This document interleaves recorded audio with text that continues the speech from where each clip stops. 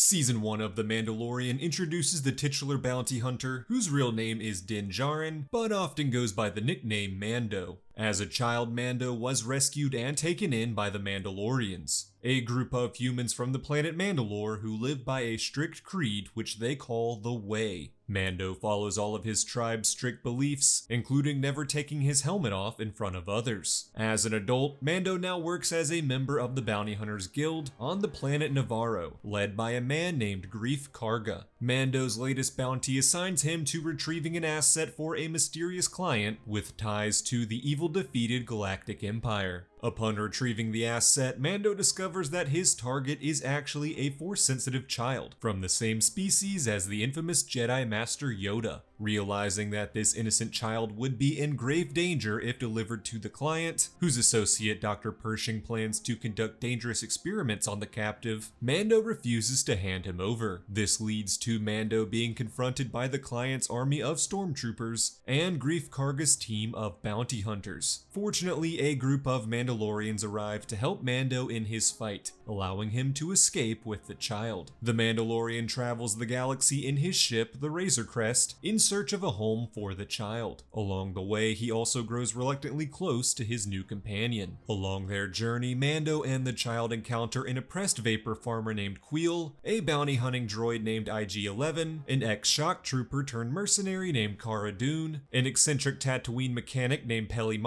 a double-crossing sharpshooter named Mayfeld, and an assassin named Fennec, who is shot and left for dead by an aspiring bounty hunter. Eventually, Greef Karga reaches out to Mando for help. The client's stormtroopers have overrun his town. If Mando returns to Navarro to help defeat the stormtroopers, Greef would call off the bounty hunter's pursuit of the child. And so Mando returns to Navarro with the child, but not without some of the new friends he's made along the way. Fearing Greef was leading him into a trap, Mando has Cara, Kuill, and IG-11 come along as backup. And Mando is right to be suspicious, as the group is attacked upon their arrival. When Greef is injured in the attack, the child uses his force powers to heal him, earning the bounty hunter leader's loyalty. Mando's team are then attacked by the client's boss, Moff Gideon, who opens fire on the building, killing the client and demanding he be given the child. Two scout troopers murder Kuill and abduct the child, but IG-11 manages to kill them and save the infant, then self-destructs to save the others. Mando and his team also meet up with the Mandalorian armorer, who gives Mando a new jetpack and urges him to take the child to the Jedi.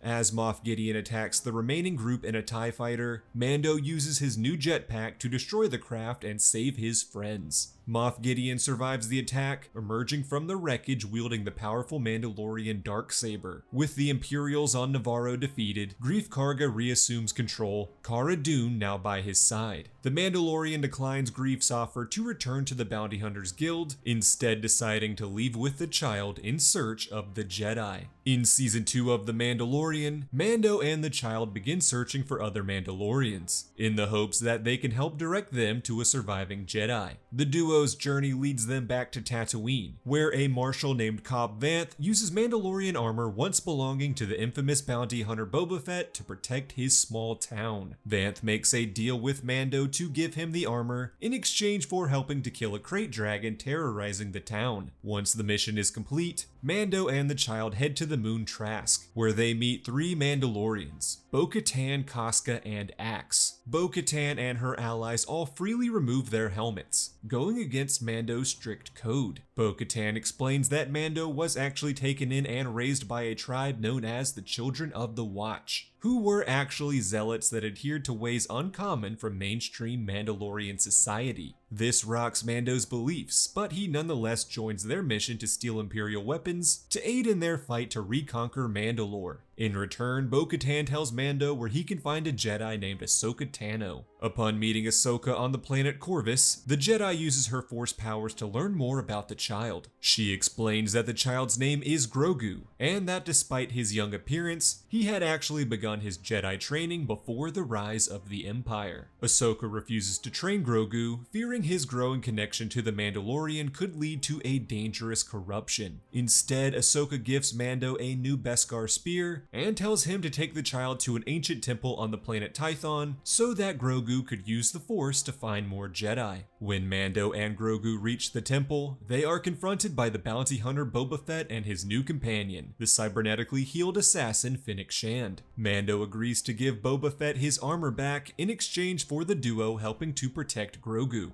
As Grogu uses the Force to call out to the other Jedi, the group are attacked by Moff Gideon's Dark Troopers. Gideon destroys Mando's ship, the Razor Crest, and the Dark Troopers manage to capture Grogu. Boba Fett and Fennec uphold their promise to Mando, agreeing to help rescue the child. Mando busts his old foe Mayfeld out of prison to assist in locating Moff Gideon and the captured Grogu. While accompanying Mayfeld into an Imperial base to acquire Gideon's coordinates, Mando is forced to remove his helmet in front of others for the first time since taking the Mandalorian oath, proving his love and devotion to Grogu. After discovering Moff Gideon's location, the Mandalorian assembles a team to pull off Grogu's rescue mission. Cara, Dune, Boba Fett, and Fennec Shand all agree to join Mando's cause. Bo-Katan and Casca also agree to help rescue Grogu in exchange for Mando allowing Bo-Katan to claim Moff Gideon's stolen Mandalorian darksaber. After crash landing on Gideon's Imperial ship, Mando and the villain fight, with Mando using his Beskar spear and Gideon using the darksaber. Ultimately, Mando defeats Gideon and rescues Grogu. As the team converge in the ship's bridge, Gideon tries to goad Bo-Katan into fighting Mando, as the darksaber can only be claimed by defeating its owner in a trial by combat. Bo-Katan resists the temptation to fight for the darksaber, but remains resolved to wield it one day and use it to reclaim Mandalore. As Gideon's army of Dark Troopers begin to overpower the heroes on the bridge, they are saved by the Jedi Luke Skywalker, who had been contacted by Grogu at the temple. Mando removes his helmet to bid an emotional goodbye to Grogu, who then leaves to begin his training with Luke. And while that's everything that's happened on The Mandalorian so far, it's not quite everything you need to know before Season 3, as the story of Mando and Grogu continues in the Book of Boba Fett. With their obligations to the Mandalorian completed, Boba Fett and Fennec Shand return to Tatooine, where Fett begins his battle to take over the territory's criminal empire. Meanwhile, Mando finds the hideout of surviving Mandalorians Paz Vizsla and the Armorer. Mando has the Armorer turn his Beskar spear into chainmail as a gift for Grogu. Vizsla then challenges Mando to a duel to claim the darksaber, as the wielder would be named ruler of Mandalore. Mando defeats Vizsla, but upon confessing that he revealed his face to Grogu, the Armorer kicks him out of their tribe. Mando then returns to Tatooine, where Peli gives him a new starfighter to replace his destroyed Razor Crest. Mando then delivers his chainmail gift to Grogu, and the child is presented with a choice. Take the gift and return to Mando, or take Master Yoda's lightsaber and be trained as a Jedi. Grogu rejects the lightsaber and reunites with the Mandalorian on Tatooine. To help in Boba Fett's fight against a villainous group known as the Pikes for control of Tatooine, Mando enlists the help of his old friend Cobb Vanth. Unfortunately, Vanth is gunned down and left for dead by hired gun Cad Bane. Fortunately, Vanth survives the attack and is placed in Boba Fett's bacta tank to recover. Despite Cobb Vanth's defeat, Boba Fett, the Mandalorian, and their allies are able to kill Cad Bane and defeat the villainous Pikes.